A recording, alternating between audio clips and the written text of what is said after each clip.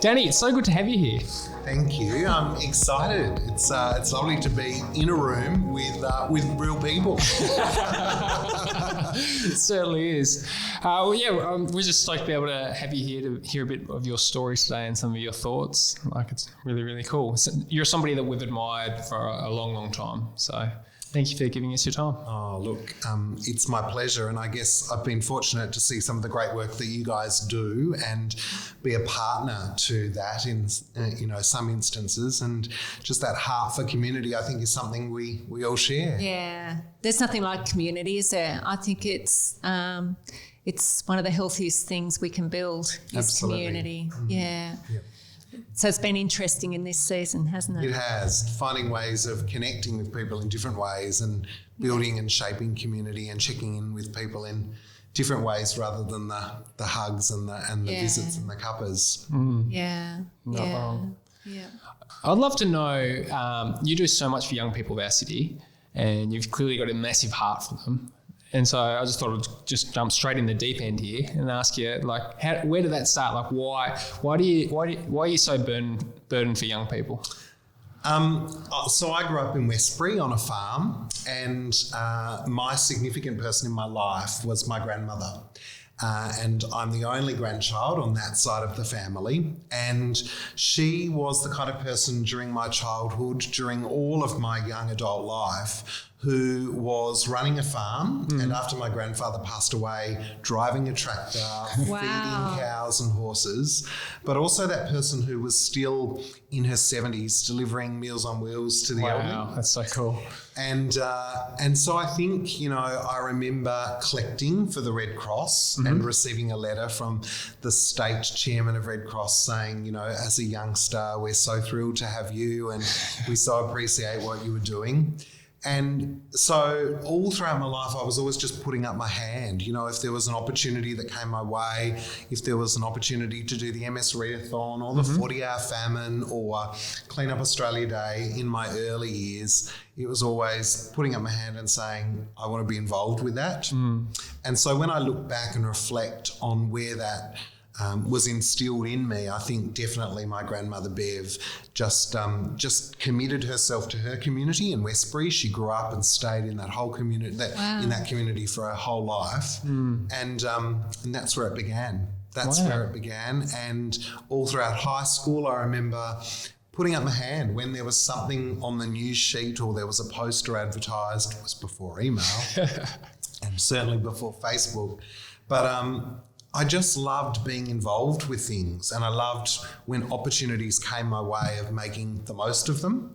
I had a rough childhood. As I said, my grandmother essentially brought me up, and for part of my life I lived in Housing Commission House, and my mother was in and out of Ward 1E, and so I was looked after by lots of people.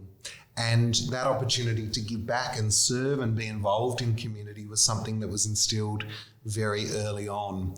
And it's remained with me all through my life and all through the opportunities that I've had. So it sounds like your grandma gave you a lot of fun by the engagement with community, and sometimes rural or regional areas, that's a strength, isn't it? Yeah, I think she knew early on I was never going to be a farmer.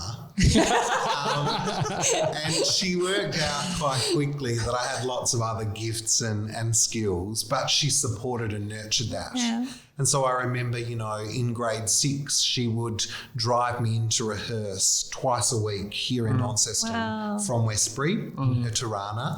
And, we would have great conversations and share lots of memories and share lots of stories. And she had this passion for history and this passion for telling stories, and I guess was highly regarded in the Westbury community for that. But yeah, she was a person who never wore a dress or a skirt. She wore jeans, Which was quite unheard of in that Absolutely. era, wasn't it? Like you were expected to wear the dress and the skirt. But as I say, in her 70s, was still driving the tractor and, feeding out sheaves of hay and straw for animals. Wow, that's amazing. Do you think that also some of the challenges that your mum might have had created an empathy and a compassion for young people and some of the struggles that young people go through? It's kind of like you can kind of empathise and kind of go, yeah, I know what that feels like. Or Yeah, I guess. I've kind of walked in some of that. Yeah, my mum had me when she was 15. Yeah. And so I guess I understand and connect with disadvantage. Yeah. Because everything that has come my way has been as a result of grasping opportunities. If you'd have said to me in grade 6 that I'd be the deputy mayor of the city, or I would have taught at local high schools or colleges, or had my own drama school, or have been the Young Australian of the Year for Tasmania, or any of those wonderful things, of course, they weren't aspirations that I had. I had an aspiration, I think, just of working with people and, being true to myself and sharing this passion that I had for working with large groups of people and, to make the most of every opportunity that has come my way and to grasp those opportunities, because you never know from one opportunity what the next can be. And that opportunity to surround yourself by people in your community or role models or people who offer a hand to you and to take those opportunities and see where you might land. Wow, It's that's really good. amazing. You keep talking about community connection and engagement and these sorts of themes. Like, how do you foster that with this next generation when I suppose many people are grappling with the social media and the isolation that's caused by those types of things? Like, how are you, clearly community engagement is really important to you and you've clearly got a deep understanding about how it impacts someone's well-being. Like, can you speak to us about how you foster that? Well, look, for me, it's all about relationships. So I have lived and worked in this community now my whole life. And everything that I've done has been about working with people. And often everything that I've done has been about working with people in a voluntary capacity or in a capacity where we have a shared understanding of an idea or a goal or an end point. And so for me, it's all about relationships. It's about, I guess, being true to yourself, true to what it is that you want to achieve, and to know that even if something doesn't go correctly or that there are challenges with it, tomorrow and next week and next year and the year after that, I'm going to live in Launceston. And so I'm going to continue to work with the community that I'm working with today in some capacity. I mightn't be the deputy mayor next year, but I'll certainly still live in Launceston.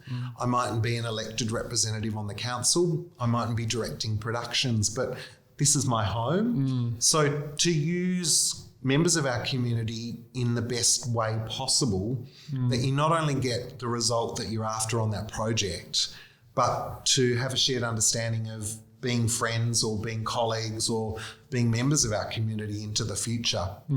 And so I've taught drama students for, over 15 years, and some of them I have for great lengths of time. Some students, stay with me for 11 years, 12 years, and some of them are never going to be in productions moving forward, but hopefully they're going to use the life skills and the role modelling and the experience that they had with me somewhere in their journey. And that's, I guess, what inspires me to do what I do, that kind of ability to live my life where there's no segregation of work, hobby and self. It's kind of all one life where everything is a mixed pot of this is who Danny is and this is what Danny does. So you operate from love, don't you? When we describe love, and because for me love, one of the aspects of love is faithfulness and hope and loyalty and forgiveness and trust and, being there for a long journey, not just a short journey, and not just where the people tick the the boxes, and so they're your kind. Do you know what I mean? In that moment, what you're actually describing to me is somebody who's actually just loving community, loving people in community, and doing that over a lifetime. I'm just in awe. I just think it's so beautiful. Thank you. Just think it's gorgeous. I feel very fortunate that the opportunities that have come my way have shaped the person that I am. Yeah. And, as I say, I don't seek out to do things, but I seek out to work with people and hopefully find the best in the people that I work with. How do you do that? How do you always seek out the best in somebody? Because often people come up and they just rub us the wrong way. Yeah. Or do you know what I mean? Or they might believe or do something that's offensive. Yeah. Do you know what I mean? How do you still choose to? Well, I guess if I look at myself from above and beyond myself, I hope people would say that Danny is a happy person. And so I try and be happy in everything that I do, not in a fake or unauthentic way, but just in I'm happy with my lot in life, and I make the most of the opportunities that come away, I don't have the best bank balance. I don't drive the best car, but I'm really content. Contentment. With who I am. Gratitude. Yeah. And I have a small circle of really close friends, and then I have a much wider circle, of course. Yes. But I'm really good at having boundaries as well. Every year for the last 4 or 5 years, on Christmas Day, I go away and have a recharge. Yeah. I don't check my emails on my phone. Yeah, so great. I've got really good discipline practices that allow me, I guess, to have bountiful energy, but also to be quite clear with my boundaries. And I guess that comes from living and working and existing in our small community. Yeah. You could quite easily get burnt out or, lose the heart for what you're doing if you didn't have those boundaries. Did you see his photos of Mongolia? Yeah, I did. That's pretty good. So amazing. Yeah, I'd love to go. You'll have to keep reposting those now that we can't travel. Right. Yeah, that's right. Remember this world still exists. I haven't been to New Zealand. That is looking good. You were just talking about boundaries. You've got a quote that you've been saying a lot lately about boundaries and how that impacts the way that we're able to. You also spoke about the way that he loves people. Yeah. Do you want to share that? And I'd love to hear your reaction, whether you think it's true or not, because we've been going back and forth on this one a little bit. Okay. So Brené Brown did some research, and what she found was that the people who love the most, the people who have the most compassion and are able to love well, are those who have the tightest boundaries. So they have really, really tight boundaries, but they're also incredibly compassionate and loving. And because they know where that boundary is, it enables them to know what's okay and what's not okay, which enables them to then give, I suppose. I guess I do a lot of projects when I think of my productions that have big lead-in times. So you might be working on a project for 6 months of your life. And so that is, in lots of instances, one of your sole focuses. You're working up to opening night. You're ready to share your production. Just before COVID hit, I was working on Mamma Mia, and we'd sold 8,000 tickets. And so you are focused on opening night, and then you're focused on those performances. But what I've learned over the years is for some people, they can't see beyond this production. It's their whole life, and they're not sure how they will exist when the production is finished. But I've learned to be really happy and content in the creating phase as well as the product. And so I know that, hopefully there'll be another project or another production. But even if there isn't, the joy, the happiness, the contentment of creating it, of working with that group of people on that project, which hasn't beginning, which has an end, is really amazing. And, probably I've done, 30, 40 big productions like that. Wow. And early on, you wondered how the next one could make you feel the same, but they'd just make you feel different. And so that opportunity to realise that you have to find ways to keep going, Yeah. you know, or else the alternative isn't good. And so, you know, I guess I'm lucky. I've never had a dark time in my life where, you know, I've experienced depression or loneliness or that dark place that so many people go to.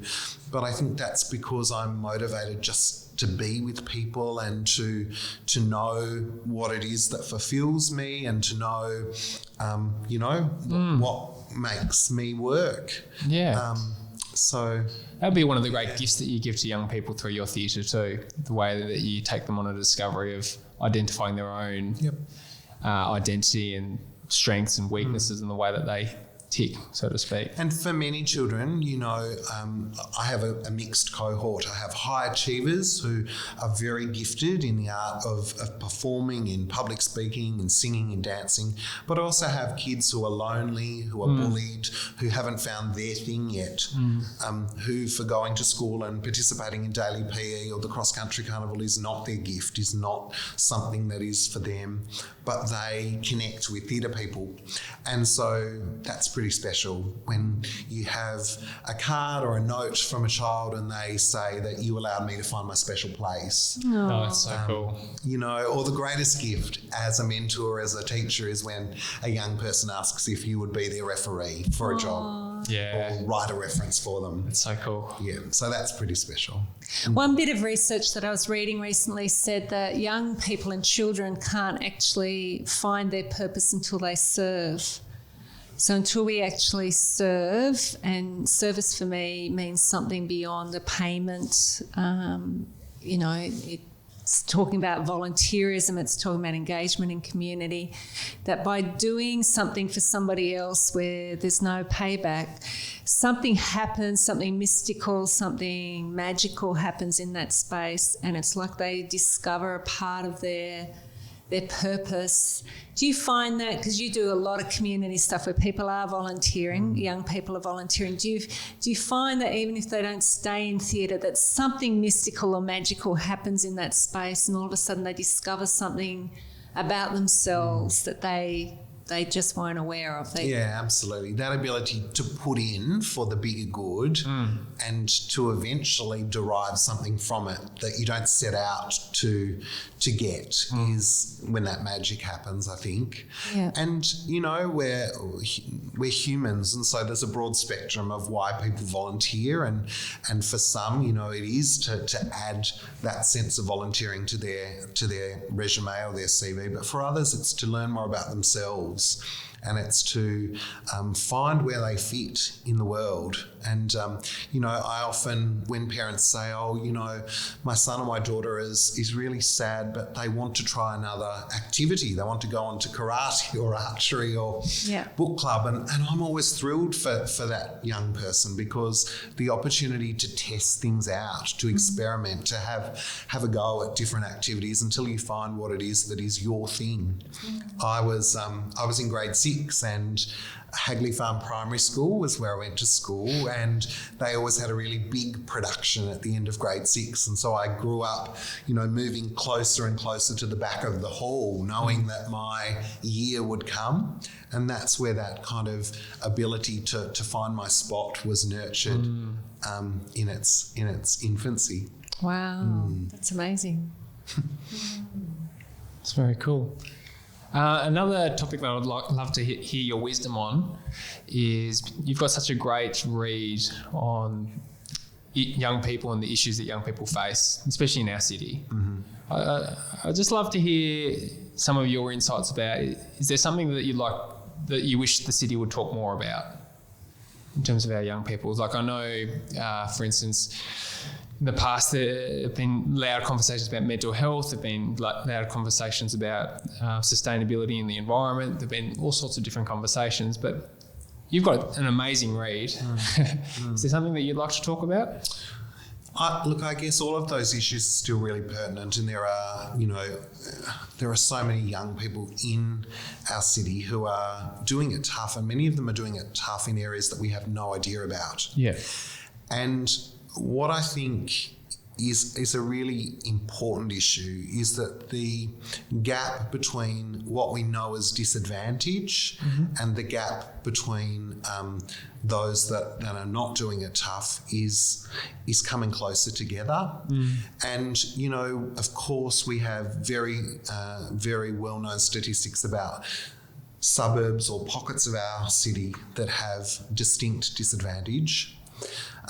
But we also have some hidden disadvantage and some hidden poverty and some hidden issues in our community. You know, there are members of our community who have never been to the CBD. Wow. There are young kids that have never been to the beach. There are members of our community who think that the Princess Theatre is a palace that they're not entitled to visit or be in. Wow. And so we have to do more to break those kind of, though we know about the big issues, we know about the drugs and we know about the teen pregnancy and we know about the mental health issues, but we don't know what effect, you know, we can have on inspiring young people to raise their head a little, to look to be the change in their community or their family or their street or their school. You know, my journey could have gone differently. I was, you know, my mum had a housing commission home and, you know, I was between my grandparents and her and, you know, so it doesn't take much to intersect the trajectory either direction of where a young person can be and what they can be. And I'm not talking about every child going to university or every child, you know, but just about someone being able to positively influence them. Yeah. And it may not be for many years that they realise that that youth group or that activity or that mentor or that experience paved the way to something bigger. So for me, it's about knowing that there are so many amazing support agencies, organisations, churches and groups and individuals who are doing work in our community, and I guess just finding ways that we can continue to resource share, that we can find ways to connect, to share, because there's so many issues going on and we don't have all the solutions.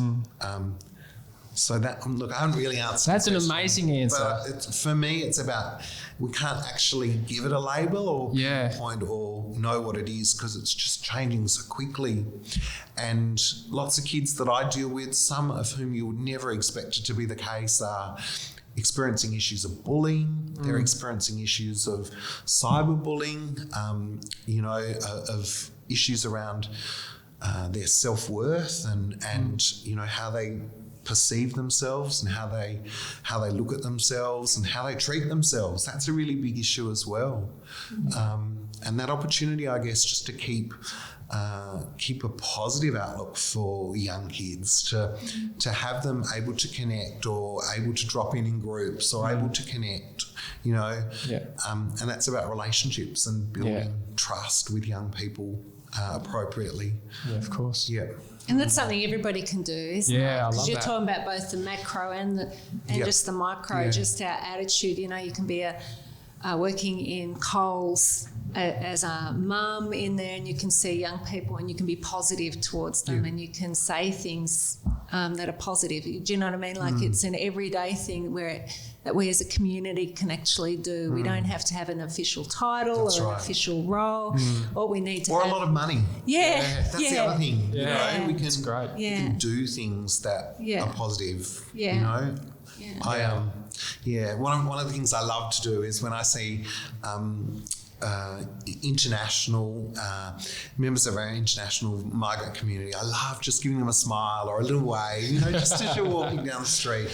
And, you know, quickly those things will turn around. Of course, there are young people who are going to experiment. There are young people who are going to push the boundaries. But that's just different to now to what it was when other generations were young people, you know. And so a group of young people congregating in St John Street doesn't necessarily mean that they're all bad or that they're all optimistic at the bus stop, you know. It just means that a group of young people are waiting for the bus. And so it's just working through some of that. Yeah. So we can have a conversation with them at the bus and Yeah, that's encourage them. Yeah.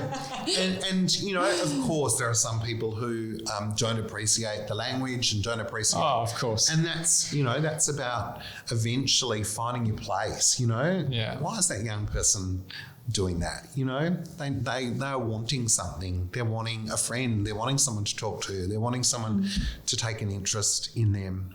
But yeah, it's tough. We just believe that we can make a difference, I think. So powerful. Very, very powerful. Yeah.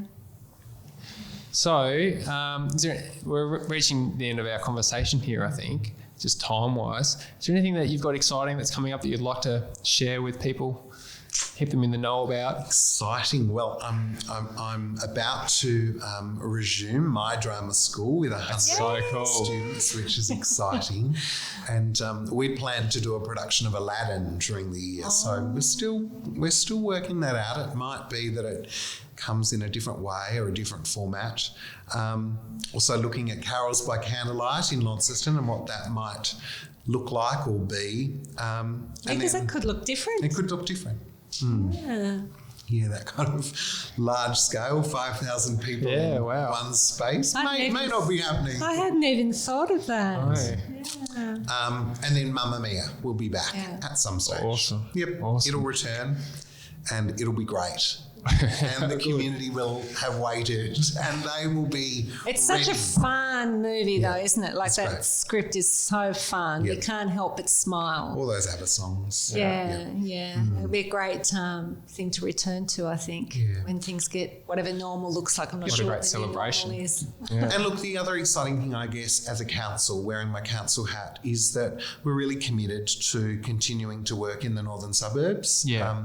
And that's not to stereotype and say that that's the only place where there's poverty, because we know that's not the case.